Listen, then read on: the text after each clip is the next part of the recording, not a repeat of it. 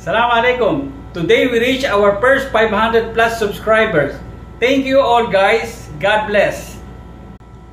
Today let's make 3 cup chicken noodles stir fry. Here I have chicken thighs cut into bite pieces, skin on. For our sauce I have here soy sauce, sesame oil, sugar. We mix all them together. Hot boiling water, we boil our noodles for 1 minute. Now we will drain it guys and set aside. To our hot wok we throw our chicken thighs. Little black pepper. Now we throw our ginger, chili pepper and garlic. Now our noodles back. Now our sauce. Our handful of basils. Stir fry for another 2-3 minutes.